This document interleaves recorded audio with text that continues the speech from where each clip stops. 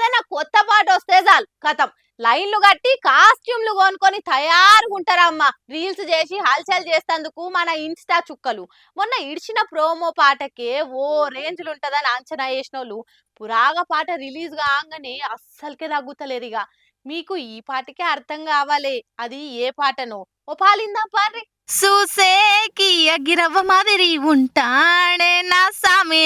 ఏమన్నుందా పాట ఇంటుంటే అందరు ఆడవిల్లలకు అలా రాజకుమారులు యాదికొచ్చి చిన్నగా మురుస్తలేరు. పుష్ప 2 సినిమాలకెళ్ళి రిలీజ్ అయిన రెండో పాటకు రీల్స్ చేయనికే బట్టలు సొమ్ములు తయారు పెట్టుకురంతా సోషల్ మీడియాలో అగ్గిలేపనీకే. కాకుంటే గీ పాట మేకింగ్ చూపించారు గాని అస్సలు వీడియో ఆట చూపియలే. ఓ 2 స్టెప్పులు మటుకు అన్నదానం ముందు ప్రసాదం ఓలిడ్చిర్రు. మరి పురాగ పాట వీడియో ఏ తీర్లుంటదో అనుకుంటా కళ్ళల కాకరొత్తులేసుకొని ఎదురు పట్టేయిగా. ఈ పాటకి వచ్చిన పుష్ప పాటకు బాక్స్ ఆఫీస్ బద్దలైంది. మళ్ళా ఈ పాటకు రికార్డులు ఏ తీర్లుంటాయో మీరే ఊహించుకోర్రిగా. పాట కొరియోగ్రఫీ చేసిన గణేష్ మాస్టరు సెట్టులున్నోళ్ళందరితోని స్టెప్పు లేపించి వారెవ్వా అనిపిస్తుండు.